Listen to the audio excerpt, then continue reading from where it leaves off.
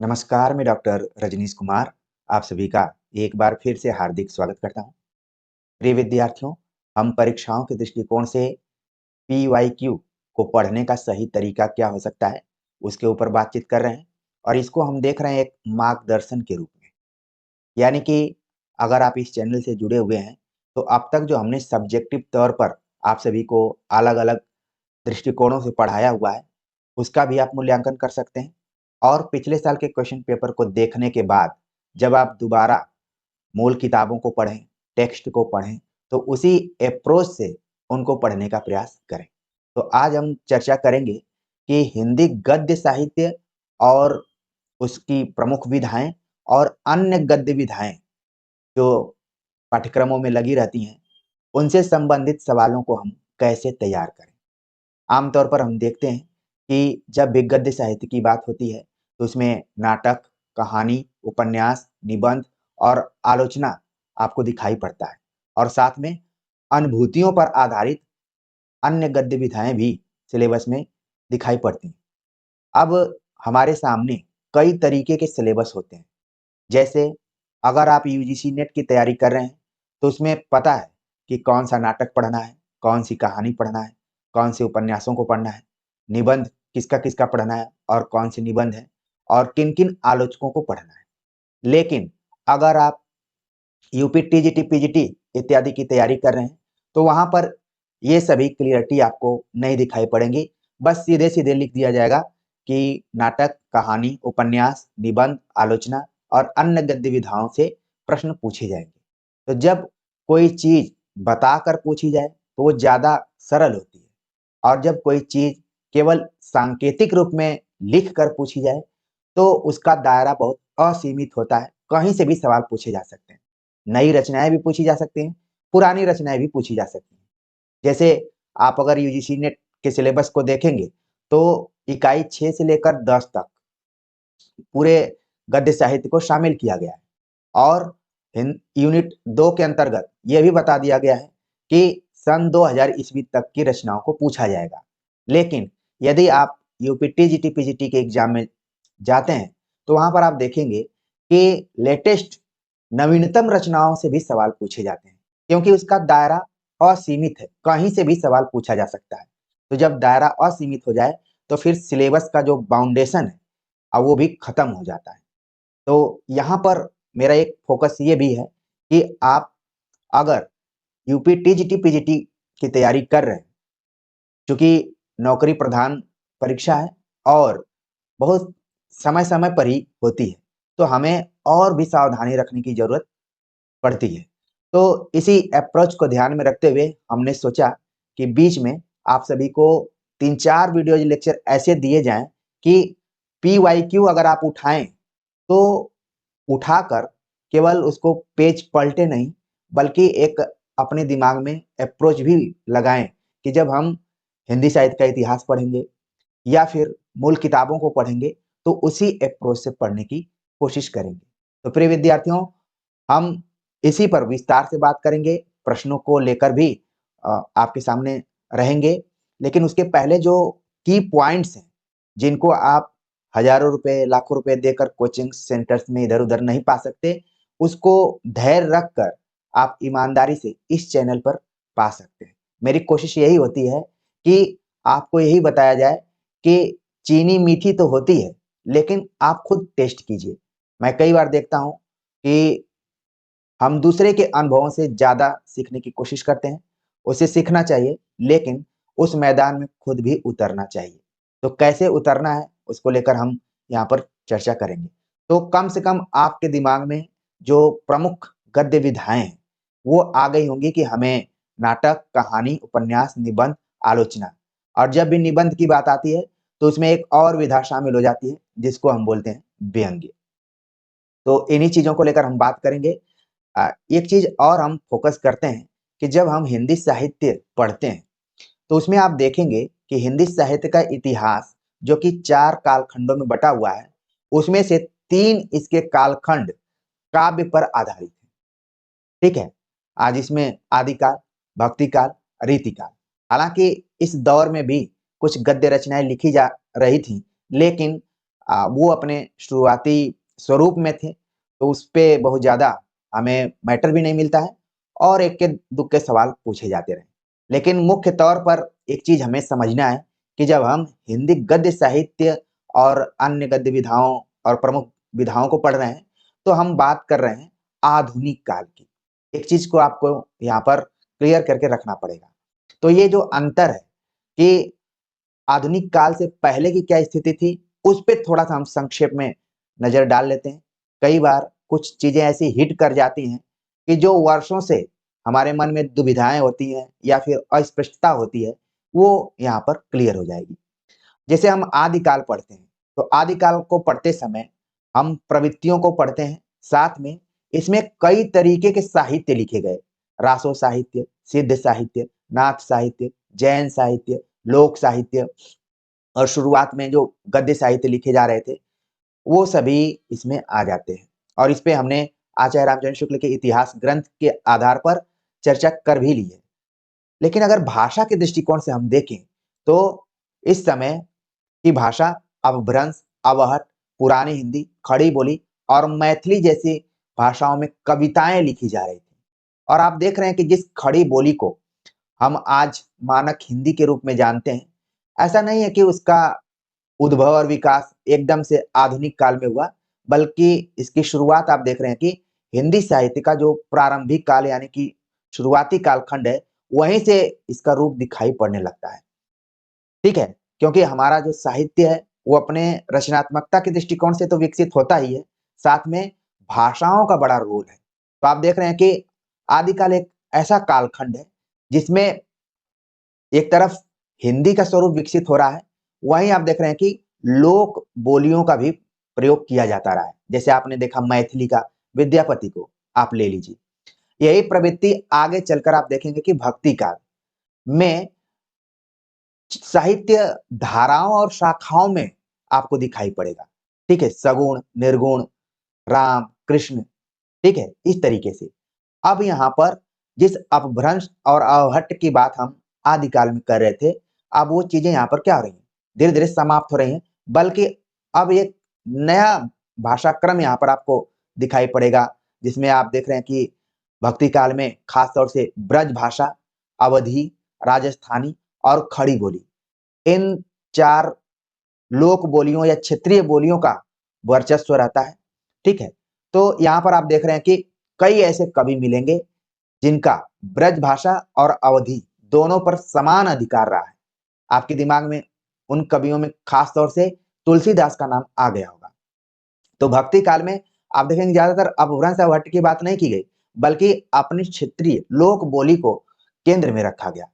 आगे चलकर ये चीज़ें और थोड़ी-सी अलग ढंग की होती हैं। रीतिकाल जब हम प्रवेश करते हैं उसमें, तो प्रवृत्तियाँ इसकी महत्वपूर्ण हैं। साथ में इस समय के कवियों को श्रेणियों में बाँट दिया गया कि कौन रीतिबद्ध है, कौन रीति सिद्ध है, कौन रीत मुक्त है और कौन आचार्य है, कौन कवि है। और इस कालखंड की जो भाषा रही, ब्रज भाषा रही। हालाँकि इस दौर में भी कुछ खड़ी बोली में रचनाएँ लिखने का प्रयास हो रहा था, जिसमें कविता के रूप में खड़ी बोली में कविता लिखने का प्रयास किया जा रहा था। लेकिन जो ब्रज भाषा का मीठापन था या फिर उसमें रस था, वो शायद खड़ी बोली में उतना नहीं आ पा रहा था। हालाँकि आगे चलकर चीज़ें बदलते हैं जब महावीर प्रसाद द्विवेदी आते हैं, सरस्वती पत्रिका का संपादन करते हैं, तो उन्होंने एक आग्रह किया कि अब काव्य और गद्य दोनों की भाषा एक होने का समय आ चुका है और वो कोई भाषा हो सकती है, तो खड़ी बोली हो सकती है। तो आप देख रहे हैं यहाँ पर खड़ी बोली अचानक नहीं आई हुई है, बल्कि इसकी एक परंपरा रही है। ठीक है? बहुत सारे विद्यार्थी कमेंट्स करते हैं कि सर हम पीएचडी करना चाहते हैं, कोई टॉपिक बताइए। तो ये एक टॉपिक हो सकता है कि कैसे-कैसे खड़ी बोली का विकास हुआ, चाहे पद्य में, चाहे गद्य में। ठीक है? जो आज हमारी हिंदी जिसको कि हम मानक हिंदी के रूप में जानते हैं, यही बोली है जो कि आगे विकसित हुई। ध्यान देने वाली बात है कि एक ज़माना था कि ब्रज भाषा को भाषा के रूप में देखा जा रहा था और खड़ी बोली को बोली के रूप में देखा जा रहा था। लेकिन समय कैसे बदलता है, आप देख रहे हैं जो भाषा थी, वो सीमित हो गई अब ये बोलियों के रूप में। लेकिन ये खड़ी बोली आज की हिंदी के रूप में बदल गई। तो एक आप परिवर्तन यहाँ पर देख रहे हैं। जब आधुनिक काल आता है, तो आधुनिक काल में काव्य के साथ-साथ गद्य भी लिखा जाने लगा और गद्य में आप देखेंगे कि मुख्य रूप से शुरुआत होती है। मैं नाटक अपने मन से ऐसे पहले नहीं लिखा हूँ, बल्कि आप हिंदी साहित्य का इतिहास पढ़ेंगे, तो सबसे पहले जिस भी विधा का नाम आता है, आचार्य रामचंद्र शुक्ल लिखते हैं कि विलक्षण बात यह है कि गद्य की शुरुआत नाटक विधा से होती है। इतिहास ग्रंथ आपने पढ़ा होगा और ये कोटेशन बहुत ही इम्पोर्टेंट है, कई बार परीक्षाओं में पूछा जा चुका है। तो फिर नाटक, कहानी, उपन्यास, निबंध ये सब समानांतर मतलब लिखे जाने लगे और परीक्षाओं के दृष्टिकोण से इनका दायरा भी बढ़ने लगा कि आपको नाटककारों का नाम, नाटक के कौन-कौन से पात्र हैं, प्रकाशन वर्ष क्या है, अंक क्या है, दृश्य क्या है, कथन कौन-कौन से महत्वपूर्ण है, संवाद कौन-कौन से महत्वपूर्ण है, कोई भी उपन्यास कितने भागों में बटा हुआ है। इस तरीके से सवाल हमें तैयार करने पड़े और साथ में इस दौर में आलोचना भी लिखी जाने लगी, चाहे वो सैद्धांतिक आलोचना हो, चाहे व्यवहारिक आलोचना हो, ठीक है? और पत्र-पत्रिकाओं का संपादन होने लगा। आप एग्ज़ाम में जाएँगे, तो अगर 100 सवाल है, तो उसमें से कम 5 सवाल तो ऐसे होंगे कि किसी न किसी पत्र-पत्रिका से होंगे। भले वो सरस्वती पत्रिका से ही हों, लेकिन वहाँ से सवाल पूछे जाते रहे। तो पत्र-पत्रिकाओं का भी बड़ा रोल है, अगर हम आधुनिक काल गद्य साहित्य की बात करें तो। और अन्य गद्य विधाओं की चर्चा करें तो उसमें बहुत सारी विधाएँ ऐसी आईं जो कि अनुभूतियों पर आधारित रहीं। चाहे आप देखेंगे आत्मकथा हो, जीवनी हो, संस्मरण हो, यात्रावृत्त हो, ठीक है? रेखाचित्र हो। तो ये सभी आप देखेंगे कि लेखकों की अनुभूतियों पर आधारित है। सभी विधाओं के केंद्र में अनुभूति है, बस थोड़ा बहुत उसके में अंतर हो सकता है। तो आप देख रहे हैं कि अगर हम गद्य साहित्य पर विचार करें, तो उसका दायरा बड़ा भी है। अगर सिलेबस में निर्धारित नहीं है कि क्या-क्या पढ़ना है और क्या-क्या नहीं पढ़ना है। तो खास तौर से जो भी विद्यार्थी यूपी, टीजीटी, पीजीटी की तैयारी कर रहे हैं, उनके लिए तो सिलेबस देखने में बड़े छोटा लगे, लेकिन पढ़ना है बहुत ज़्यादा। तो उसी प्रयास में मुझे लगा कि पहले आप सभी को मार्गदर्शन दूँ, इसके बाद विभिन्न परीक्षाओं में पूछे गए सवालों का जो हम कलेक्शन किए हुए हैं, उनके आधार पर आप एक दृष्टिकोण पैदा करें, एक एक आपके दिमाग में बैठे कि इस तरीके से सवाल पूछे जाएँगे और खुदा ना खास्ता जो कलेक्शन यहाँ पर है, अगर इससे रिवाइज़ करके सवाल पूछे जाएँगे, तो आप इसमें बढ़त बना के रखेंगे। तो चलते हैं हम विस्तार से देखते हैं उन प्रश्नों को जो पिछले साल के क्वेश्चन पेपर में पूछे गए हैं। पहले सवाल पर हम चर्चा करते हैं। पहला सवाल है कि इतिहास इस बात का गवाह है कि इस महिमामयी शक्ति की उपेक्षा करने वाले साम्राज्य नष्ट हो गए। कथन किस उपन्यास से उद्धृत है? ये उपन्यास कौन सा है? तो सही जवाब है बाणभट्ट की आत्मकथा। बाणभट्ट की आत्मकथा का प्रकाशन सन 1946 ईस्वी में हुआ था। हजारी प्रसाद द्विवेदी द्वारा ये लिखा गया उपन्यास है। ठीक है, तो जो भी इस लेक्चर्स में आपको उपन्यासों से संबंधित पंक्तियाँ बताई जाएंगी, वो already UP higher education, UGC, NTA NET के पाठ्यक्रम में लगी हुई हैं और आप अपने कॉलेज या विश्वविद्यालयी जीवन में भी इन उपन्यासों को जरूर पढ़े होंगे। तो आपको पीजी की जो प्रवेश परीक्षाएं होने वाली हैं, उसमें भी इसका फ़ायदा मिलेगा। कमेंट्स कर जरूर बताइए कि ये मेरा प्रयास कैसा लग रहा है। कई हमारे जो छात्र कर सकते हैं या फिर मित्र कर सकते हैं, कमेंट्स कर पूछ रहे हैं कि किस किताब से इसको मैं बना रहा हूँ। तो इसके लिए काफ़ी मुझे मेहनत करना पड़ा है। कई जगह से मैंने इसका कलेक्शन किया है और कई बार क्या होता है कि आपके पास किताबें रहती हैं, लेकिन इतना परीक्षा का प्रेशर होता है कि कुछ चीज़ें छूट जाती हैं और उन्हीं को मैं तोड़ कर यहाँ पर बताने की कोशिश कर रहा हूँ। ठीक है, तो परीक्षा के दृष्टिकोण से ये काफ़ी आपके लिए फ़ायदेमंद हो सकता है, ऐसा मैं उम्मीद कर रहा हूँ। अगले प्रश्न पर बात करते हैं। अगला प्रश्न है, प्रेमचंद शताब्दियों से पददलित, अपमानित और उपेक्षित कृषकों की आवाज़ थे। प्रेमचंद के संबंध में उक्त कथन किसका है? तो इसका जो सही जवाब है ऑप्शंस में आचार्य हजारी प्रसाद द्विवेदी का मानना था कि प्रेमचंद शताब्दियों से पददलित, अपमानित और उपेक्षित कृषकों की आवाज़ थे। अगला प्रश्न है, लड़ने वालों के पांव 20वीं सदी में थे, सिर मध्य युग में। तमस में यह वाक्य किसके लिए कहा गया है? काफ़ी इंपॉर्टेंट प्रश्न है। तमस, जिसका प्रकाशन सन 1973 ईस्वी में हुआ था। भीष्म साहनी द्वारा लिखा गया ये उपन्यास है जो कि भारत विभाजन पर आधारित है। तो काफ़ी इंपॉर्टेंट लाइन कही गई है कि लड़ने वालों के पांव 20वीं सदी में थे और सिर मध्य युग में। प्रतीकात्मक रूप से कहा गया है। ये किसके लिए कहा गया है? सिखों और मुसलमानों के लिए। ठीक है, अगला जो कोटेशन है उस पर बात करते हैं। गरीबी और जहालत इस रोग के दो कीटाणु हैं, मैला आंचल में यह वाक्य किसका है? जो ऑप्शन दिया गया है, तो एक चीज़ तो आप ध्यान में रखिए कि ये पात्रों के नाम भी दिए गए हैं, तो आपके दो प्रश्न तैयार होंगे। एक तो कोटेशन तैयार हो जाएगा, दूसरा जो पात्र हैं कमला, ममता, अनिल कुमार बनर्जी, प्रशांत, स्नेहमयी, ये सब मैला आंचल से संबंधित हैं। मैला आंचल सन 1954 में प्रकाशित हुआ था और फर्शों नाथ रेणु का एक कालजयी उपन्यास है। और जानते हैं आपकी रातों रात इसने वो सारी सुर्खियां बटोर लीं जो एक उपन्यास को चाहिए थी। तो मैला आंचल अपने आप में एक विशेष उपन्यास है और सभी के दिलों में बसता है, जैसे गोदान सभी हिंदी साहित्य प्रेमियों के दिल में बसता है। तो एक तरीके से क्रिकेट की शैली में मैं कहूँ तो सचिन तेंदुलकर और वीरेंद्र सहवाग, गोदान और मैला आंचल की जोड़ी वैसे ही है साहित्य के अंतर्गत। तो ये जो वाक्य है किसका है? गरीबी और जहालत का, जो दो कीटाणु के रूप में है, ये प्रशांत का मानना था। डॉक्टर प्रशांत जो कि मलेरिया इत्यादि पर रिसर्च कर रहे थे। कई बार एग्जाम में पूछा जाता है कि डॉक्टर प्रशांत किस पर रिसर्च कर रहे थे। बाद में उनको कमली से प्रेम हो जाता है और आगे काफ़ी इंटरेस्टिंग कहानी है। जिन्होंने मैलांचल पढ़ा होगा वो मेरी बातों को समझ रहे होंगे। अगले प्रश्न पर चलते हैं। अगला जो प्रश्न है,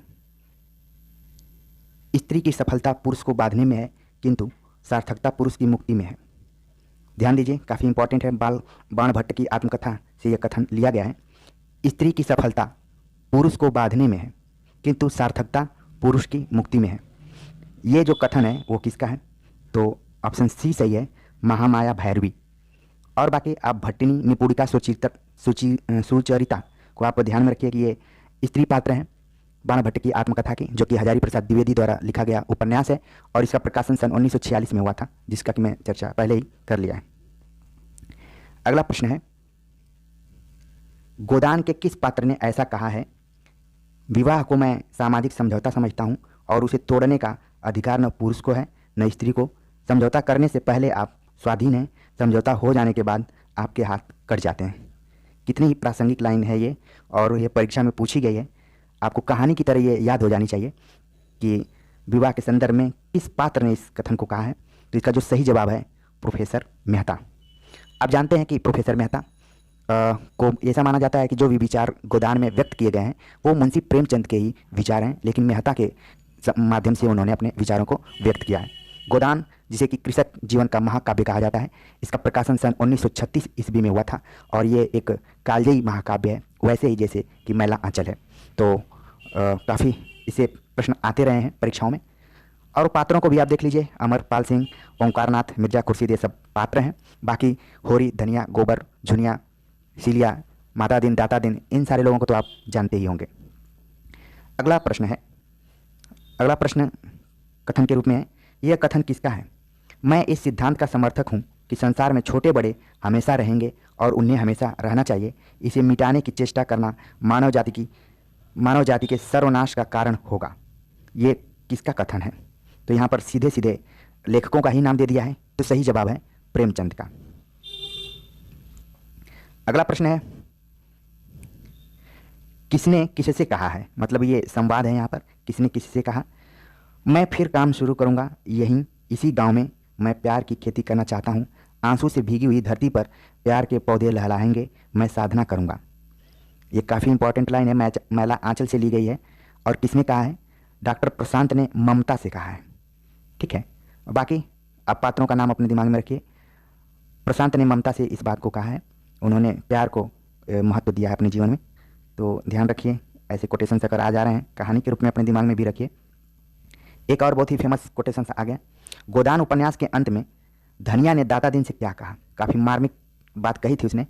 जिन लोगों ने गोदान उपन्यास को आखिर तक पढ़ा होगा तुरंत इसका आंसर वो ढूंढ लिए होंगे। महाराज, घर में न गाय है, न बच्चियाँ है, न पैसा है, यही पैसे हैं, यही इनका गोदान है। अब जानते हैं कि जो गोदान है कृषक जीवन का महाकाव्य तो है ही, और ये एक हिंदू संस्कृति पर चोट भी की गई है कि जिस व्यक्ति को जीवन भर गाय रखने की जो इच्छा थी वो पूरा नहीं हुई, लेकिन उसके मरने के बाद जो गोदान किया जाता है उसके लिए वो घर परिवार वाले व्यवस्था कर रहे हैं। ठीक है, तो एक तरीके से प्रेमचंद ने सवाल उठाया है इस चीज़ पर। अगला प्रश्न है निम्न संवाद किसने किससे कहा है। मैं तो भगवान को साक्षी देकर कहता हूँ, जो मैंने कभी किसी की ओर ताका भी हो, लाज और डर के मारे घर से भागा जरूर, मगर तेरी याद एक क्षण के लिए भी मन से न उतरती थी। काफ़ी इंटरेस्टिंग ये पंक्ति है, गोदान से ली गई है ये पंक्ति। और किसने किससे कहा है, तो इस बात को गोबर ने झुनिया से कहा है। इसका सही जवाब होगा बी। अगला प्रश्न, किस पुस्तक से लिया गया है ये अंश, ये सवाल पूछा गया है। व्यवहार में हम भाई के अर्थ का कितना ही दुरुपयोग करें, लेकिन उसकी भावना में जो पवित्रता है वह हमारी कालिमा से भी कभी मलिन नहीं होती। तो ये कोटेशंस लिया गया है गोदान से, जो कि प्रेमचंद द्वारा लिखा गया उपन्यास है, 1936 में प्रकाशित हुआ था और इसे कृषक जीवन का महाकाव्य कहा जाता है। रामविलास शर्मा ने इसको कृषक जीवन का महाकाव्य माना था। ठीक है, तो इस तरीके से भी प्रश्न आ जाते हैं कई बार। अगला प्रश्न है कि अगर प्रेम खूंखार शेर है तो मैं उससे दूर ही रहूँगी। मैंने तो उसे गाय ही समझ रखा था। मैं प्रेम को संदेह के ऊपर समझती हूँ। यह देह की वस्तु नहीं, आत्मा की वस्तु है। संदेह का वहाँ जरा भी स्थान नहीं है, और हिंसा तो संदेह का ही परिणाम है। वह संपूर्ण आत्मसमर्पण है। ये पंक्तियाँ गोदान उपन्यास में किस पात्र द्वारा कही गई हैं। देख रहे हैं एक लंबा कोटेशन है जो कि गोदान से लिया गया है। गोदान तो आप जितना पढ़ेंगे कोटेशंस की इसमें भरमार है। तो ये जो कथन है किसके द्वारा कहा गया है, मालती। जब आप उपन्यास पढ़ेंगे तो मेहता और मालती के बीच में काफ़ी संवाद होता रहता है, वो भी बौद्धिक तरीके का संवाद। मालती भी अपने समय की पढ़ी लिखी महिला हैं और प्रोफेसर मेहता तो पढ़ाते ही हैं, बाकी वो फिलॉसफी के प्रोफेसर हैं। अगला जो प्रश्न है, निम्नलिखित में से कौन सी औपन्यासिक कृति घनीभूत वेदना की केवल एक रात में देखे हुए विजन को शब्दबद्ध करने का प्रयत्न है। तो जो इसमें प्रश्न पूछा गया कि वो कौन सी कृति है, ठीक है, कौन सी रचना है औपन्यासिक। सही जवाब है शेखर एक जीवनी, जो कि अज्ञेय द्वारा लिखा गया उपन्यास है। 2 खंडों में है, शेखर एक जीवनी भाग 1 भाग 2। इसका प्रकाशन 1940-41 के आसपास में हुआ था। ठीक है, ये अपने आप में एक ऐसा उपन्यास है जो पारंपरिक तरीके से चली आ रही विधात्मक जो शैली होती है उसको थोड़ा सा इसने तोड़ने का प्रयास किया है। अब देख रहे हैं उपन्यास है और इसके टाइटल में ही लगा है जीवनी। इसी से कुछ प्रेरित होकर बाण भट्ट की आत्मकथा भी टाइटल में थोड़ा सा उसमें बदलाव हुआ है। कई बार इनसे सवाल पूछ लिया जाता है कि ये किस विधा में है। ठीक है, तो ध्यान रखिए ये सब उपन्यास हैं। अगला प्रश्न है, कंकाल एक प्रकार से पाप और पुण्य की समस्या का उपन्यास है। इस कथन के समकक्ष जयशंकर प्रसाद के बाद निम्नलिखित में से किस उपन्यास में इस समस्या को प्रमुखता से उठाया गया है। तो इसमें 2 उपन्यासों की चर्चा की जा रही है। एक तो कंकाल के बारे में बतलाया जा रहा है जो कि जयशंकर प्रसाद का उपन्यास है, और दूसरा प्रश्न पूछा गया कि इसी टाइप का और कौन सा जो उपन्यास है लिखा गया है जिसमें पाप और पुण्य की बात कही गई है। तो तुरंत आपके दिमाग में आंसर आ गया होगा। इसका सही जवाब है चित्रलेखा भगवती चरण वर्मा द्वारा ये लिखा गया उपन्यास है। अगला प्रश्न, आवेग एक वस्तु, जीवन दूसरी। जीवन की सफलता के लिए किसी समय आवेग का दमन आवश्यक हो जाता है। यह निम्नलिखित में से किस विशेष रचना का अंश है। तो ये जो कोटेशन आया हुआ है दिव्या उपन्यास से लिया गया है, जिसका प्रकाशन सन 1945 ईस्वी में हुआ था, और यह यशपाल कृत बहुत ही महत्वपूर्ण कृति है। यहाँ तक कि यह यूपीएससी के भी सिलेबस में लगी है और लगभग सभी विश्वविद्यालयों के पाठ्यक्रम में इसको जगह मिली हुई है। तो काफ़ी फेमस उपन्यास और उससे ये लिया गया कथा। अगला प्रश्न है, बावन ने 2 आज़ाद देशों की हिंदुस्तान और पाकिस्तान की ईमानदारी को, इंसानियत को बस 2 डग में नाप लिया। यह कथन है किसका है। सही जवाब है फणीश्वर नाथ रेणु। यह कथन एक्चुअली में मैदान आंचल से लिया गया है। बावन दास उसका एक पात्र है और उसी पात्र से संबंधित ये कथन उठाया गया है जिसको कि फणीश्वर नाथ रेणु ने लिखा है। अगला प्रश्न है, कितने ही सिद्धांत जो एक जमाने में सत्य समझे जाते थे आज असत्य सिद्ध हो गए हैं, पर कथाएं आज भी उतने ही सत्य हैं क्योंकि उनका संबंध मनोभावों से है। यह निम्नलिखित में से किसका कथन है। सही जवाब है प्रेमचंद का। ठीक, जब भी उपन्यास की बात आती है तो प्रेमचंद से ढेर सारे कोटेशंस आते हैं। वैसे भी उपन्यासों का जब हम अध्ययन करते हैं तो अभी टेक्स्ट आधारित थोड़े कम प्रश्न आ रहे हैं, बाकी क्रम के अनुसार कि फला उपन्यास के बाद कौन सा उपन्यास आएगा, प्रकाशन वर्ष के हिसाब से ढेर सारे प्रश्न पिछले 7-8 सालों से पूछे जा रहे हैं। अगला प्रश्न है, धरती माता का प्यार झूठा नहीं, फिर खेलों में जिंदगी झूमेगी, आषाढ़ के बादल बजा रहे हैं मादल, बिजली नाच रही है तुम भी नाचो। ये पंक्तियाँ किस कृति से ली गई हैं? तो इसका जो सही जवाब है वो है मैला आंचल। मैला आंचल से इसको लिया गया है। अगला प्रश्न है, महाराज घर में न गाय है न बछिया न पैसा, यही पैसे हैं यही उनका गोदान है। गोदान में यह कथन किसका है? सही जवाब है धनिया का है। जब होरी अब इस दुनिया को छोड़ चुका है और उसके आगे के कर्मों के लिए हिंदू रीति रिवाज के अनुसार गोदान करना है और दाता दिन से ये संवाद हुआ है धनिया का। और ये आखिरी क्षण की एकदम से पंक्तियाँ हैं। जो भी गोदान उपन्यास पढ़ा होगा वो तुरंत इस चीज़ को समझ रहा होगा कि हिंदी नए चाल में ढली भारतेंदु की यह पंक्ति किस पुस्तक से ली गई है। एक तो ये कोटेशन भारतेंदु हरिश्चंद्र का है और पुस्तक का नाम यहाँ पर पूछा जा रहा है, तो इसका सही जवाब है कालचक्र। ये यूपी टीजीटी 2013 में भी सवाल आया था और अभी हाल फिलहाल में जो परीक्षा हुई थी यूपी टीजीटी की, उसमें भी इसी तरीके का प्रश्न पूछा गया था। अगला प्रश्न है, वैर क्रोध का अचार या मुरब्बा है, यह कथन किस निबंधकार का है? तो पहले तो जो ऊपर की पंक्ति है एकदम सूक्ति टाइप की है कि वैर क्रोध का अचार या मुरब्बा है। यह आचार्य रामचंद्र शुक्ल के निबंध से लिया गया है, ठीक है। और जो भी चिंतामणि नामक इनका निबंध संकलन है, चिंतामणि कुल 4 भागों में संपादित है। उसका प्रकाशन सन 1939 ईस्वी में हुआ था और उसके 4 खंड हैं, जिसमें पहले खंड से ज़्यादातर सवाल आते हैं, जिसमें कि भाव और मनोविकार से संबंधित निबंध संकलित हैं। अगला प्रश्न है, बर्बरता की पहली सीढ़ी से सभ्यता की अंतिम सीढ़ी तक युद्ध मनुष्य जाति का साथ देता आया है, यह कथन किस निबंध से उद्धृत है? तो इसका जो सही जवाब है, जो ऑप्शंस दिए गए हैं उसमें सही जवाब है युद्ध और नारी, जो कि महादेवी वर्मा द्वारा लिखा गया निबंध है।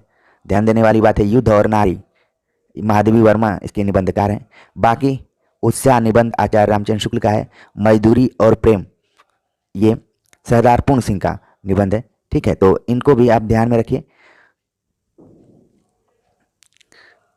अगला प्रश्न है, यदि गद्य कवियों या लेखकों की कसौटी है तो निबंध गद्य की कसौटी है। काफ़ी फेमस प्रश्न है, ये परीक्षा में लगातार आता है।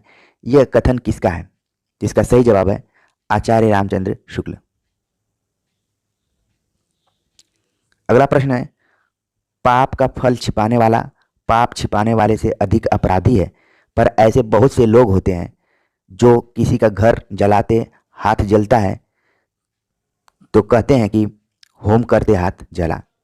उक्त पंक्ति के लेखक व रचना और शीर्षक का उल्लेख कीजिए। तो इसका जो सही जवाब है इन ऑप्शंस में वो है आचार्य रामचंद्र शुक्ल के श्रद्धा और भक्ति। श्रद्धा भक्ति नाम का निबंध इनका काफ़ी फेमस है। इससे ढेर सारे कोटेशन नुमा पंक्तियाँ पूछी जाती हैं, ठीक है। तो जरूर इनके निबंधों को पढ़िए जो चिंतामणि भाग 1 में संकलित हैं।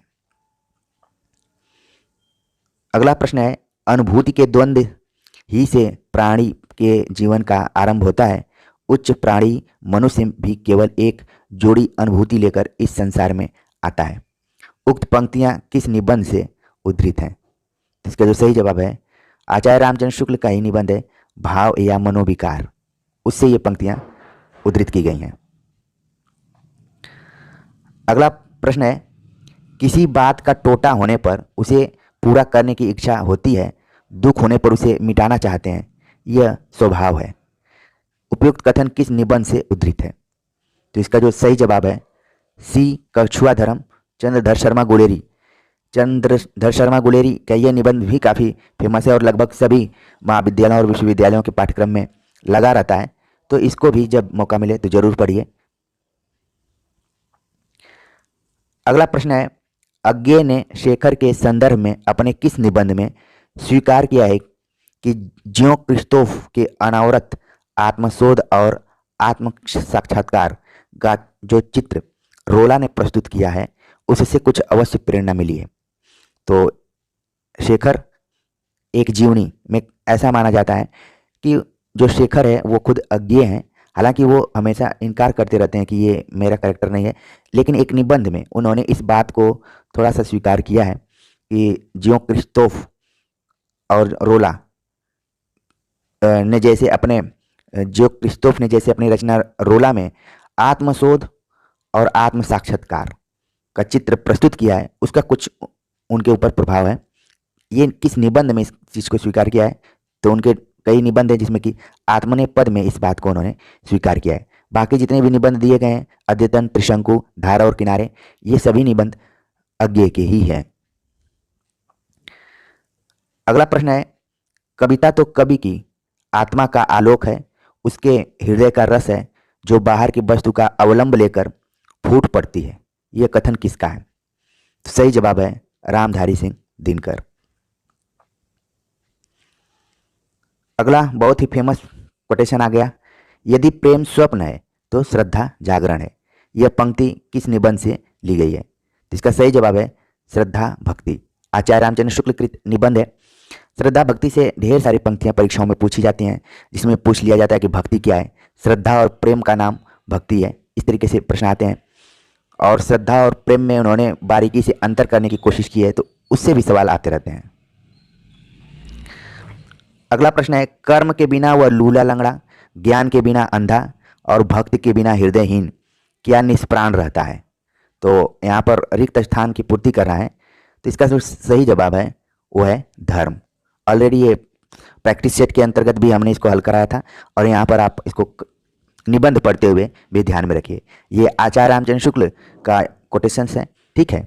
और जब हिंदी साहित्य का इतिहास पढ़ेंगे तो इसमें इसका जिक्र दिखाई पड़ता है भक्ति काल के संदर्भ में। अगला प्रश्न है, धर्म की रसात्मक अनुभूति का नाम भक्ति है। उपयुक्त कथन आचार्य रामचंद्र शुक्ल के किस निबंध का अंश है? तो इसका सही जवाब है मानस की धर्म भूमि। आचार्य रामचंद्र शुक्ल का निबंध है मानस की धर्म भूमि। बाकी जो निबंध ऑप्शंस में दिए गए हैं ये सब भी आचार्य रामचंद्र शुक्ल के ही हैं, जिसमें कि कविता क्या, श्रद्धा, भक्ति, लोभ और प्रीति एक तरीके से उनके फेमस निबंधों में से एक है। अगला प्रश्न है, समस्त मानव जाति के प्रवर्तक भाव या मनोविकार ही होते हैं। यह कथन किसका है? सही जवाब है रामचंद्र शुक्ल। जब भी भाव और मनोविकार संबंधी प्रश्न आए तो ज़्यादातर जो सही उत्तर होता है वो रामचंद्र शुक्ल का ही होता है। अगला प्रश्न है,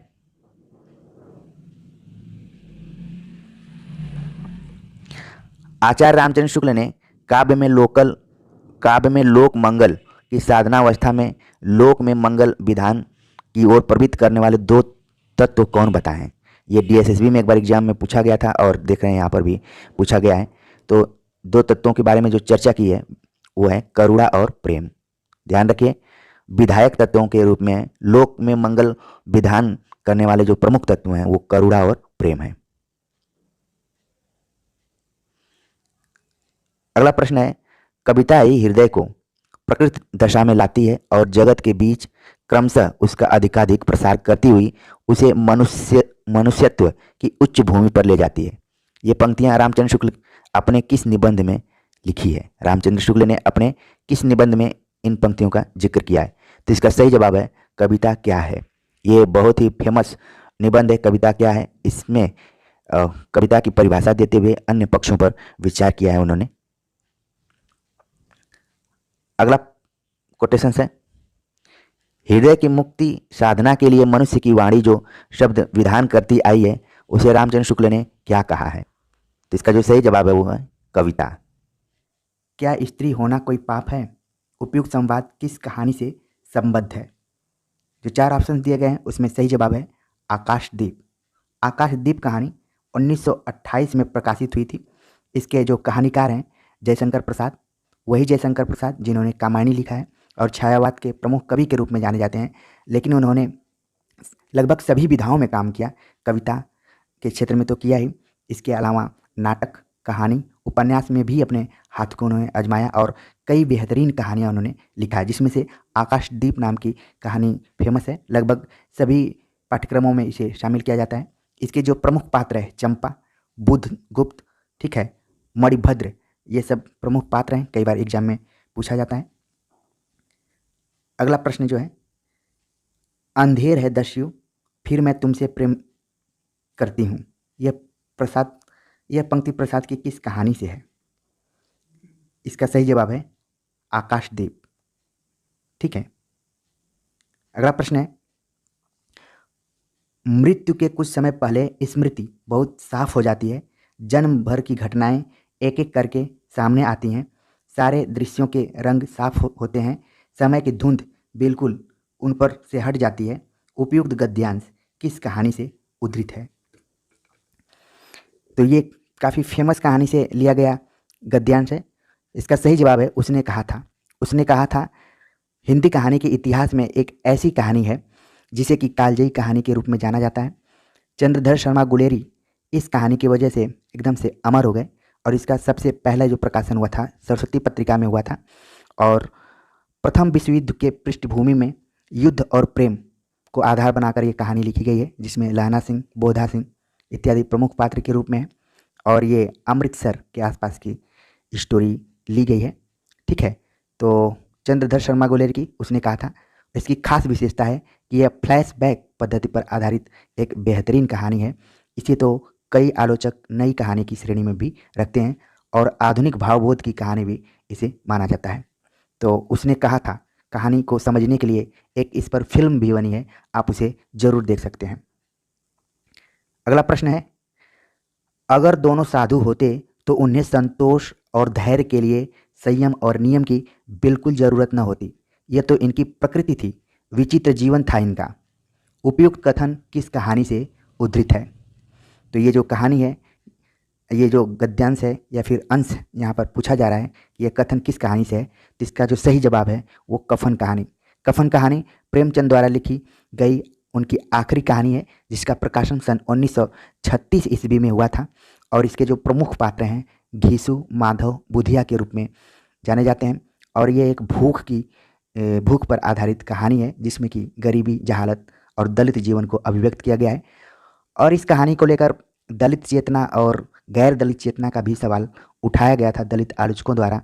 तो ये एक विवादित कहानी के रूप में भी आई है, लेकिन एक हिंदी कहानी के इतिहास में इसे एक अच्छी कहानी के रूप में देखा जाता है। अगला जो कथन है कि विचित्र जीवन था इनका, उसी से आगे बढ़ गया है।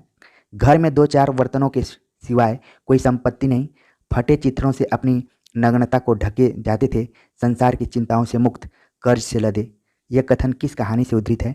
तो इसका भी वही आंसर है, कफन कहानी, जो कि प्रेमचंद द्वारा लिखी गई कहानी है।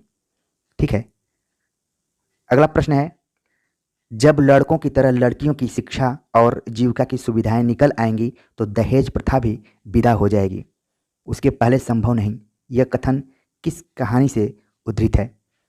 ये देख रहे हैं आप, इस कथन के अंतर्गत जो नीति है दहेज प्रथा पर एक क्वेश्चन मार्क उठाया गया है और लड़कियों को शिक्षित और सशक्त बनाने की इसमें बात कही गई है। ये जो जिस कहानी से ये कथन लिया गया है उसका नाम है गीला कहानी, जो कि प्रेमचंद द्वारा लिखी गई कहानी है। इसके अलावा जो भी ऑप्शंस में अन्य कहानियां हैं उसके लेखक भी प्रेमचंद ही हैं। अगला क्वेश्चन है, बच्चन सिंह सिहर सा गया और उसके हाथों की अभ्यस्त निठुराई को जैसे किसी मानवीय कोमलता ने धीरे से छू लिया। उपयुक्त कथन किस कहानी का है?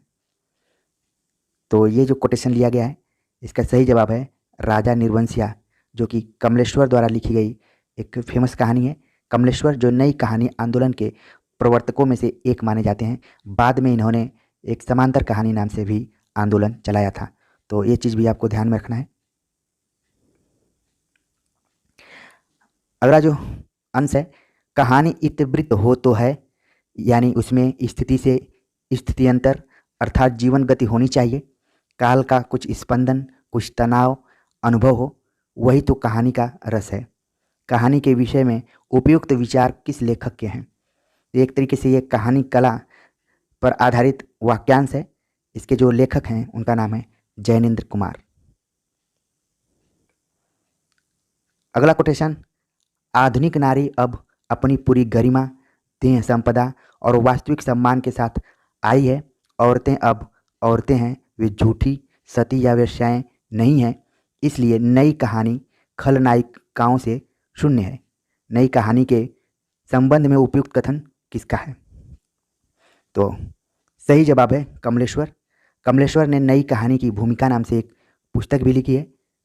उसमें उन्होंने नई कहानी से संबंधित स्थापनाओं को स्पष्ट करने की कोशिश की है। वहीं से अब औरतों का जो बदलता हुआ स्वरूप है उसके बारे में इन्होंने जिक्र किया है इस कोटेशंस में भी।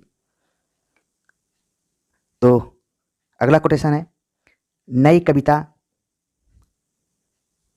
अगला कोटेशन, नई कविता का तिरस्कार है और नई कविता परंपरा का तिरस्कार है और नई कहानी परंपरा का विस्तार है। यह कथन किसका है? तो इसका सही जवाब है राजेंद्र यादव। ठीक है, राजेंद्र यादव जो कि नई कहानी आंदोलन के प्रवर्तकों में से एक हैं। इनके अलावा कमलेश्वर और मोहन राकेश का नाम भी लिया जाता है। तो इस तरीके से हमने कुल कहानियों के कथनों पे विचार किया। आगे एक कोटेशन और है, लड़कपन था तब मैं उसके समकक्ष था, हमें कोई भेद न था, यह पद पाकर मैं अब केवल उसकी दया के योग्य हूँ। वह मुझे अपना जोड़ नहीं समझता, वह बड़ा हो गया है, मैं छोटा हो गया हूँ। यह निम्नलिखित में से किस कहानी का अंश है? तो इसका जो सही जवाब है गुल्ली डंडा, जो कि प्रेमचंद द्वारा लिखी गई कहानी है और काफ़ी अच्छी कहानी है। गुल्ली डंडा जिसमें कि दो दोस्त रहते हैं, उसमें एक सर्विस में चला जाता है और एक गांव में ही रहता है, और बदली हुई परिस्थितियों को यहाँ पर इस कहानी में दर्शाने की कोशिश किया है प्रेमचंद ने। काफ़ी बेहतरीन कहानी है, एक दोस्ती पर आधारित कहानी है। इसके अलावा जो भी इस ऑप्शंस में नाम दिए गए हैं कहानियों के, सबके लेखक प्रेमचंद हैं। अगला कोटेशन है कि निम्नलिखित पंक्तियाँ प्रेमचंद की किस कहानी से ली गई हैं? ईश्वरी एक बड़े जमींदार का लड़का था और मैं एक गरीब क्लर्क का, जिसके पास मेहनत मजूरी के सिवा कोई जायदाद न थी। हम दोनों में परस्पर बहस होती रहती थी। मैं जमींदार की बुराई करता, उन्हें हिंसक पशु, खून चूसने वाली जोंक, वृक्षों की चोटी पर फूलने वाला बंझा कहता। वह जमींदारों का पक्ष लेता, पर स्वभावतः उसका पहलू कुछ कमज़ोर होता था। ये कहानी किस कहानी से लिया गया ये कोटेशन? तो ऊपर ही बता दिया गया कि इसके लेखक प्रेमचंद हैं और नशा नाम की कहानी है प्रेमचंद की, उससे इस कोटेशन को लिया गया है कि काव्यानुभूति की जटिलता चित्रवृत्तियों की संख्या पर निर्भर नहीं बल्कि संवादी विसंवादी वृत्तियों के द्वंद्व पर आधारित है। यह कथन किसका है? तो इसका जो सही जवाब है वो है रामचंद्र शुक्ल। इसी तरीके से संवादी और विवादी को लेकर वाद विवाद संवाद नाम से नामवर सिंह ने भी एक किताब लिखा है, लेकिन इस प्रश्न का सही जवाब हुआ रामचंद्र शुक्ल। अगला प्रश्न है,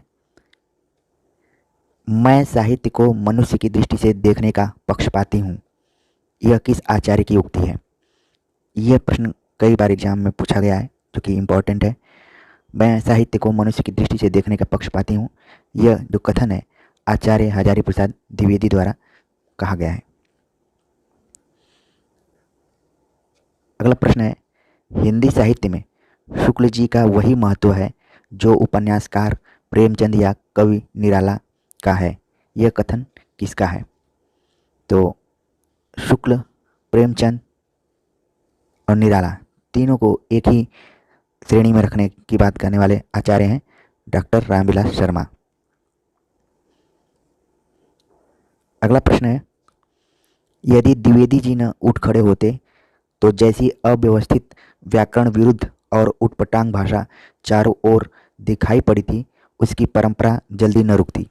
यह कथन किसका है? यह महावीर प्रसाद द्विवेदी के बारे में ये बात कही जा रही है। ध्यान रखिए, महावीर प्रसाद द्विवेदी, उनके बारे में यह कथन है आचार्य रामचंद्र शुक्ल का। क्योंकि सरस्वती पत्रिका के माध्यम से आचार्य महावीर प्रसाद द्विवेदी ने गद्य और पद्य दोनों के क्षेत्रों में व्याकरण को व्यवस्थित रूप में स्थापित करने का प्रयास किया था। इसी वजह से उनके नाम पर द्विवेदी युग भी चला और उस काल को सुधार काल भी कहा जाता है। अगला प्रश्न है, आत्मानुभव एवं आत्माभिव्यक्ति को काव्य के लिए आवश्यक माना गया है। इस कथन को कहने वाले आलोचक का नाम है। तो इसका जो सही जवाब है वह है नंद दुलारे वाजपेयी। आत्मानुभव और आत्माभिव्यक्ति दोनों काव्य के लिए जरूरी है, ऐसा कहा था नंदुलारे वाजपेयी ने। अगला प्रश्न है, रचना यदि जीवन के अर्थ का विस्तार करती है तो आलोचना रचना के अर्थ का। यह कथन इनमें से किस आलोचक का है? तो सही जवाब है राम स्वरूप चतुर्वेदी, जिन्होंने हिंदी साहित्य और संवेदना का विकास नाम से किताब लिखा है। और उनका मानना है कि रचना यदि जीवन के अर्थ का विस्तार करती है तो जो आलोचना है वो रचना के अर्थ को ही स्पष्ट करती है। तो यहाँ पर रचना और आलोचना के बीच पारस्परिक जो संबंध है उसके तरफ संकेत कर रहे हैं रामस्वरूप चतुर्वेदी। अगला प्रश्न है, शुक्ल जी ने ऐसा किस निबंध में कहा है, हम मूर्ख, बलहीन और आलसी हो गए हैं, हमारा धन विदेश चला जाता है, रुपए का 1.5 पाव घी बिकता है, स्त्री शिक्षा का अभाव है। ये किस निबंध में इस बात को कहा है और आचार्य रामचंद्र शुक्ल ने? तो इसका सही जवाब है कविता क्या है। चिंतामणि भाग 1 में संकलित निबंध कविता क्या हमें इसका उन्होंने जिक्र किया है। इसी से मिलता जुलता भारतेंदु हरिश्चंद्र का भी एक कोटेशन है। ठीक है, भारत दुर्दशा को लेकर उन्होंने पै धन विदेश चल जात यही ख्वारी, इस तरीके से उनका भी एक कोटेशन आता है। ठीक है, अगला प्रश्न है, केदार छायावादोत्तर कविता के सुमित्रा नंदन पंत हैं, यह कथन किस आलोचक का है? तो केदार का जो जिक्र किया जाता है प्रगतिवादी कवि केदारनाथ अग्रवाल, जिनको की प्रकृति चित्रण के लिए जाना जाता है और एक तरीके से ये मार्क्सवादी प्रवृत्ति के भी लेखक हैं। बांदा के रहने वाले, वहाँ के जो भी प्राकृतिक सौंदर्य है उसका उन्होंने अपने कविताओं में उद्घाटन किया है। तो सुमित्रा नंदन पंत जो कि छायावाद में प्रकृति के सुकुमार कवि कहे जाते हैं, उसी तरह से डॉक्टर बच्चन सिंह का मानना है कि केदारनाथ अग्रवाल छायावादोत्तर कविता के प्रकृति के सुकुमार कवि हैं।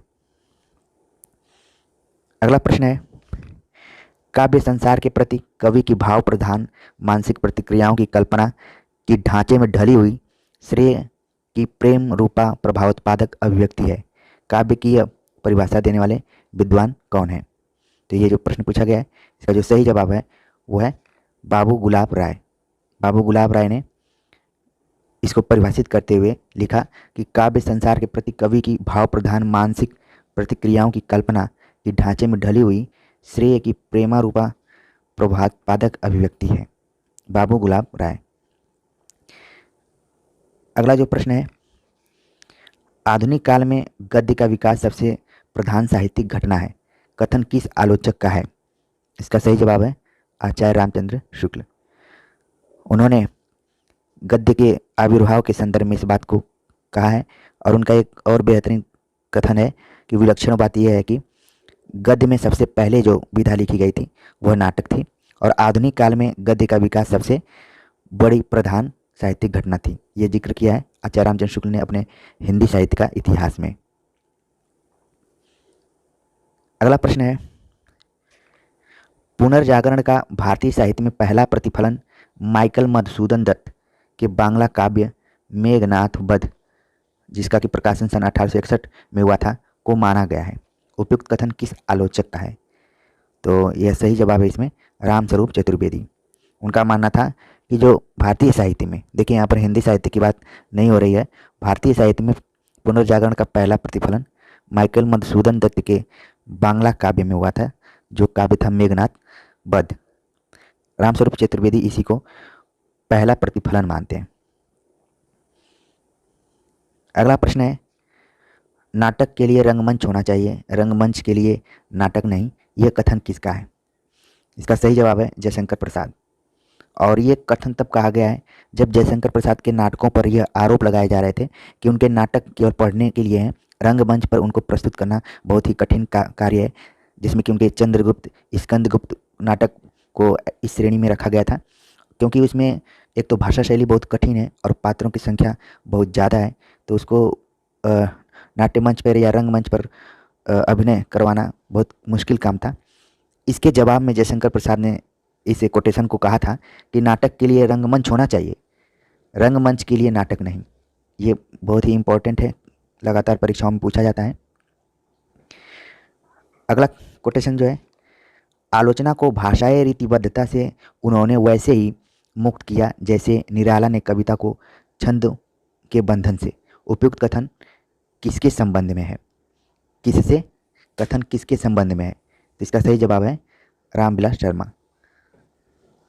ये एक तरीके से शुक्ल जी के बारे में लिखते हुए उन्होंने ये कथन बोला है कि जैसे निराला ने कविता को छंदों से मुक्त किया, वैसे ही आलोचना के क्षेत्र में भाषाई रीतिबद्धता को एक तरीके से रामचंद्र शुक्ल ने मुक्त किया था। लेकिन ये जो कोटेशन है वो रामविलास शर्मा का है।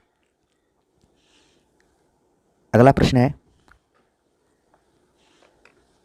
नामवर सिंह का यह कथन इनमें से किस पुस्तक के लिए है कि पूर्ववर्ती व्यक्तिवादी इतिहास प्रणाली के स्थान पर सामाजिक अथवा जातीय ऐतिहासिक प्रणाली को आरंभ करने वाली यह पहली हिंदी पुस्तक है?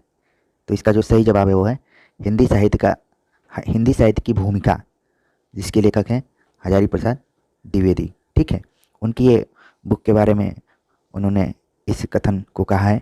नामवर सिंह का ये कथन है। हो सकता है परीक्षाओं में यहाँ से कोटेशन से उठाया जाए और यहाँ से पूछ लिया जाए कि किसका कोटेशन है। अगला कोटेशन है, आत्मकथा में लेखक अपने जीवन की प्राय आद्योपांत मतलब आदि से अंत तक कहानी लिखता है। आत्मसंस्मरण में जीवन के एक सीमित खंड के संस्करण लिखता है। यह कथन किसका है? ठीक है, तो एक तो यहाँ पर संस्मरण और आत्मकथा दोनों में अंतर करने की कोशिश की गई है। आत्मकथा में पूरे जीवन के बारे में लिखा जाता है, जबकि संस्मरण में जीवन के एक सीमित खंड को ही लिया जाता है।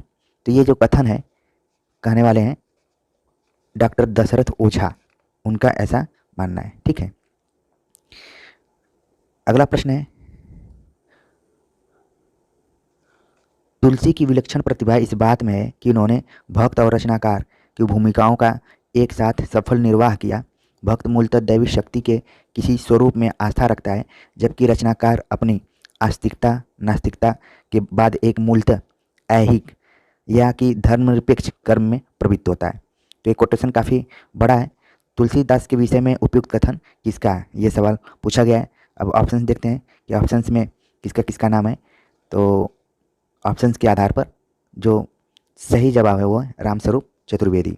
रामस्वरूप चतुर्वेदी का ये कथन तुलसीदास के बारे में है। ठीक है, अगला जो कोटेशन है, गीता की कसम खाकर कहती हूँ, जो कहूँगी सच कहूँगी। कचहरी में तो व्यक्ति कटघरे में खड़ा कसम खाकर झूठ बोल जाता है, परंतु आत्मा का कटघरा बड़ा तीखा होता है। यह कथन किसका है? यह कथन है कृष्णा अग्निहोत्री द्वारा लिखा गया है इस कथन को। अब देख रहे हैं कि डीएसएसबी में ये कोटेशन पूछा गया। हालांकि डीएसएसबी का सिलेबस स्पष्ट रूप से क्लियर नहीं है कि कहाँ से सवाल पूछे जाएंगे, लेकिन जो भी तैयारी कर रहे हैं तो जितने भी वीडियोज लेक्चर आपको प्रोवाइड कराए जा रहे हैं वो हर परीक्षा के दृष्टिकोण से महत्वपूर्ण है। अगला कोटेशन है कि घरों के दरवाजे बंद थे। पूछा जा रहा है कि किस उपन्यास में है। घरों के दरवाजे बंद थे, शहर का कारोबार, स्कूल, कॉलेज, दफ्तर सभी ठप हो गए थे। सड़क पर चलते आदमी को सारा वक्त इस बात का भास बना रहता कि खिड़कियों के पीछे मकानों की अंधेरी डेवड़ियों, दरारों, छिद्रों में उस पर आंखें लगी हैं, उसका पीछा कर रही हैं। ये जो कोटेशन है ये किस उपन्यास से लिया गया है? तो जो ऑप्शंस दिए गए हैं 4, उसमें ये सही जवाब है तमस। तमस जो कि भीष्म साहनी का उपन्यास है, जो कि हिंदू मुस्लिम सांप्रदायिकता पर लिखा गया है सन 1973 ईस्वी में, और काफ़ी फेमस ये उपन्यास है, उसी से इस कोटेशन को लिया गया है। मिट्टी के लौंदे सब के सब मिट्टी के लौंदे आधे अधूरे में यह कथन किसका है? आधे अधूरे जो नाटक है मोहन राकेश द्वारा लिखा गया है सन 1969 ईस्वी में इसमें। ठीक है, तो इस नाटक के अंतर्गत छोटी लड़की, बड़ी लड़की, पुरुष 1, पुरुष 2, ठीक है, सिंघानिया, जुनेजा, सावित्री, ये सब थोड़े मेन पात्र हैं। तो ये कथन किसका है? तो इसमें सही जवाब है छोटी लड़की का है। ठीक है, ऑप्शंस में देखिए बड़ी लड़की भी दिया है, लेकिन इसका सही जवाब है छोटी लड़की। तो जब भी आप आधे अधूरे पढ़िए तो एक एक पात्र का जो संवाद हुआ है उसको जरूर ध्यान में रखिए। अगला प्रश्न है, हिमाद्रि तुंग श्रृंग से प्रबुद्ध शुद्ध भारती स्वयं प्रभा समुज्ज्वला स्वतंत्रता पुकारती। यह प्रयाण गीत कहाँ से लिया गया है? ठीक है, तो इसका जो सही जवाब है चंद्रगुप्त नाटक से लिया गया है। जिसका प्रकाशन सन 1931 ईस्वी में हुआ था। और इसके नाटककार जयशंकर प्रसाद का जब चंद्रगुप्त नाटक पढ़ेंगे तो उसमें बीच बीच में गीत योजना को शामिल किया गया है, जिससे कि लगातार सवाल पूछे जाते हैं। यहाँ तो हिमाद्री तुंग सिंह से संबंधित प्रश्न आ गया, इसी से एक जुड़ा हुआ और प्रश्न हो सकता था। अरुण यह मधुमेह देश हमारा, जहाँ पहुँच अनजान चीज को मिलता एक सहारा। अगला प्रश्न है, यह संवाद किसका है? रोने से भीख मांगने से कुछ अधिकार मिलता है, जिसके हाथों में बल नहीं उसका अधिकार ही कैसा। तो देख रहे हैं कि संवाद है, तो संवाद को जब संवाद की तरफ बोलने की कोशिश करेंगे तभी आपके सामने एक अभिनय का भाव जागृत होगा, एक रंगमंच आपके सामने प्रस्तुत होगा। तो ये कोटेशन है कि रोने से भीख मांगने से कुछ अधिकार मिलता है, जिसके हाथों में बल नहीं उसका अधिकार ही कैसा।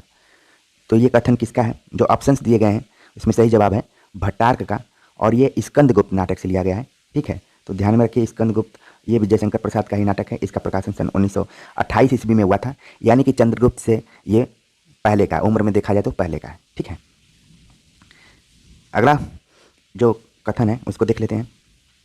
अगला कथन है, राजनीति साहित्य नहीं है, उसमें एक एक का महत्व है, कभी एक क्षण के लिए कभी चूक जाएं तो बहुत बड़ा अनिष्ट हो सकता है। राजनीतिक जीवन की धुरी में बने रहने के लिए व्यक्ति को बहुत जागरूक रहना पड़ता है। यह किसका कथन है? तो इसमें जो सही जवाब है वो है प्रियंगु मंजरी, और ये जो लिया गया है आषाढ़ का एक दिन से लिया गया है, जो कि मोहन राकेश द्वारा लिखा गया नाटक है, और उसका प्रकाशन सन 1958 ईस्वी में हुआ था। तो ये सब भी थोड़ा सा ध्यान में रखिए। बाकी आपने ऑब्जेक्टिव्स किताबों से इनका प्रकाशन वर्ष और लेखक का नाम याद कर लिया होगा, लेकिन यहाँ पर थोड़ा सा अंदर टेक्स्ट पर बात की जा रही है। टेक्स्ट का मतलब जो किताब है, किताब के अंदर की पंक्तियाँ हैं उन पर। और ध्यान रखिए कि ये जो ऑप्शंस में और भी पात्रों का नाम दिया गया है, इनका भी संबंध उसी नाटक से है। तो आपका दो तरीके से तैयारी हो रही है। पहला तो आप कथनों को समझ रहे हैं कि किस नाटक से लिया गया है, दूसरा उनके पात्रों को भी देख लीजिए आप। अगला जो प्रश्न है, यह कथन किसका है? स्कंदगुप्त और चंद्रगुप्त दोनों में स्वदेश प्रेम, विश्व प्रेम और आध्यात्मिकता का आधुनिक रूप बराबर झलकता है। ये बहुत बड़ी बात कही गई है स्कंदगुप्त और चंद्रगुप्त को लेकर, कि इसमें स्वदेश प्रेम, विश्व प्रेम और आध्यात्मिकता तीनों का संगम झलकता है। और किसने कहा है इसको? तो सही जवाब है आचार्य रामचंद्र शुक्ल का यह कथन है। अगला जो प्रश्न है, यह किसका संवाद है? कष्ट हृदय की कसौटी है, तपस्या अग्नि है। ठीक है, तो ये जो कोटेशन लिया गया है ये देवसेना ने इसको कहा है। और देखिए इसमें जो भी पात्र हैं उन पात्रों को ध्यान में रखिए, और ये किस नाटक से लिया गया है? स्कंदगुप्त, मतलब जयशंकर प्रसाद के नाटक से। अच्छा, एक चीज़ ध्यान में देने की बात यह है कि यहाँ पर लिखा है कष्ट हृदय की कसौटी है। तो एक समय था जब कुछ इसी तरीके से मिलते जुलते वाक्य हमेशा प्रयोग किए जाते थे, जैसे निबंध गद्य की कसौटी है, आचार्य रामचंद्र शुक्ल ने लिखा। और यहाँ पर उसी का एक तरीके से देखा जाए नकल टाइप का है कि कष्ट हृदय की कसौटी है। कहने का मतलब है कि ये एक दूसरे से कहीं ना कहीं प्रभावित हैं। अगला प्रश्न है, किसने किससे कहा? ठीक है, यहाँ पर लिखा जा सकता था कि किसका कथन है या फिर संवाद बताइए। अब यहाँ पर पूछा जा रहा है किसने किससे कहा है, तो थोड़ा सा डीप और प्रश्न पूछने की कोशिश की गई है। आहा, यदि आज राजा धीराज कहकर युवराज पुरगुप्त का अभिनंदन कर सकती। ठीक है, तो ऑप्शंस दिया हुआ है, अभिनंदन कर सकती, किसने किससे कहा था? तो सही जवाब है विजया ने भट्टार्क से कहा था।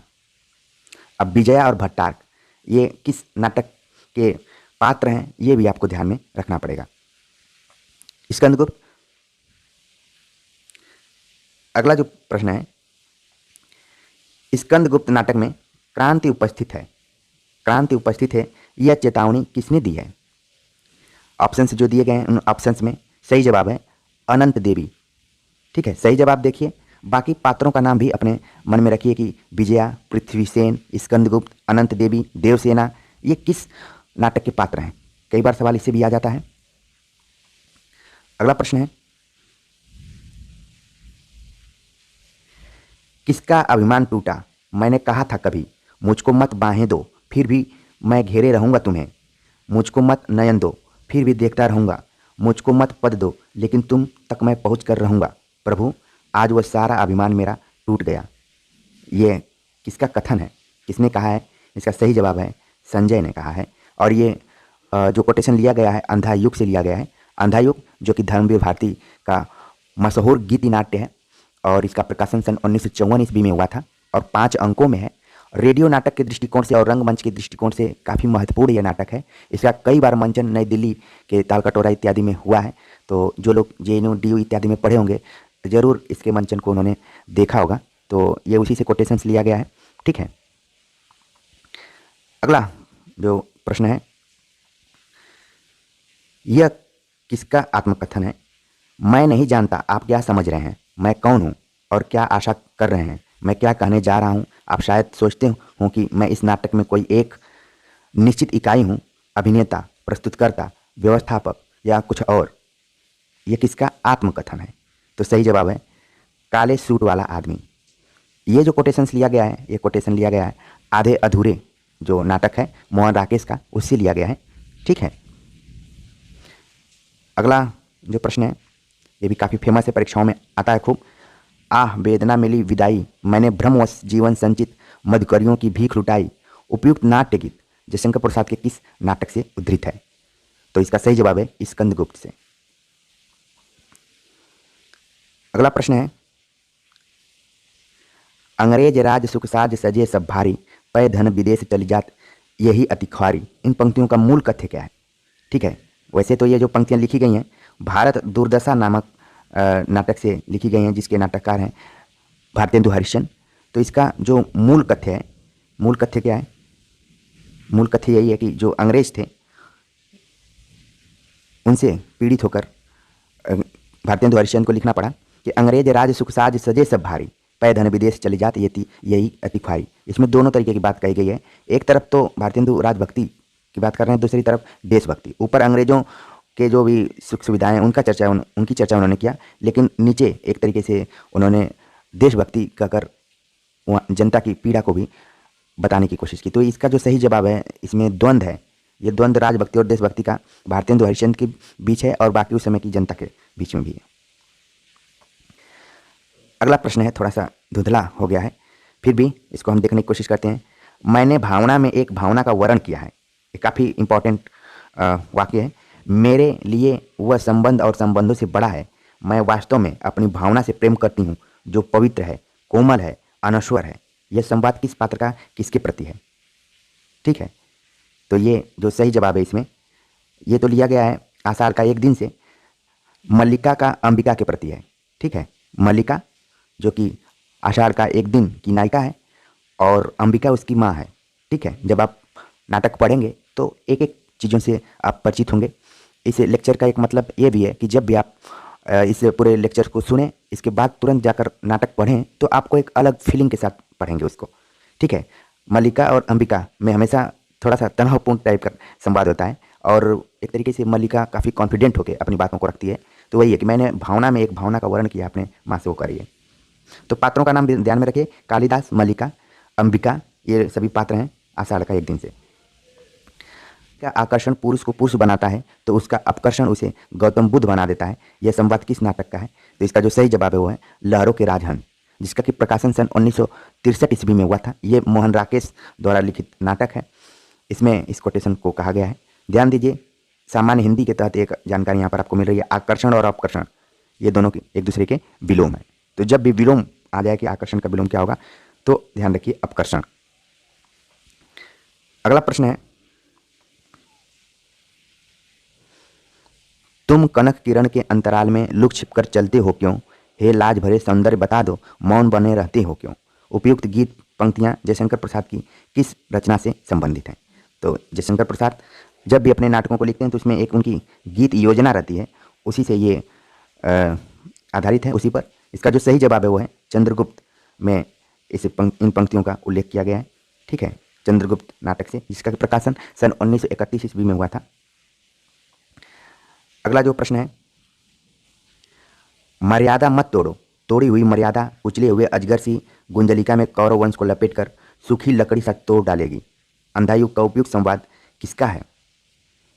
ठीक, तो अंधायुग जो कि धर्मवीर भारती द्वारा लिखित एक गीति नाट्य है, उसमें यह कथन कहा था विदुर ने। अगला प्रश्न है, हिंदी रंगमंच को हिंदी भाषी प्रदेश की सांस्कृतिक पूर्तियों और आकांक्षाओं का प्रतिनिधित्व करना होगा। रंगों राशियों के सहारे विवेक को व्यक्त करना होगा। उपयुक्त कथन निम्नलिखित में से किस नाटक की भूमिका से लिया गया है? तो जब आषाढ़ का एक दिन नाटक लिखा जा रहा था तो उसकी भूमिका में मोहन राकेश ने इस बात को इंडिकेट किया है। ठीक है, इसका सही जवाब है आषाढ़ का एक दिन। अगला प्रश्न है, समझदारी आने पर यौवन चला जाता है, जब तक माला गुथी जाती है फूल कुम्हला जाते हैं। जयशंकर प्रसाद कृत चंद्रगुप्त नाटक का उक्त संवाद किस पात्र द्वारा बोला गया है या कहा गया है? तो इसका सही जवाब है चाणक्य। बाकी अन्य पात्रों का नाम भी आप ध्यान में रखिए कि दांडायन चंद्रगुप्त से, सिंहरण चंद्रगुप्त से है, चंद्रगुप्त नाटक के पात्र हैं।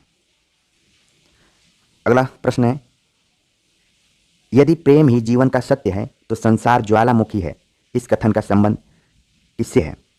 चंद्रगुप्त और कार्नेलिया के बीच ये संवाद हुआ है कि यदि प्रेम ही जीवन का सत्य है तो संसार ज्वालामुखी है।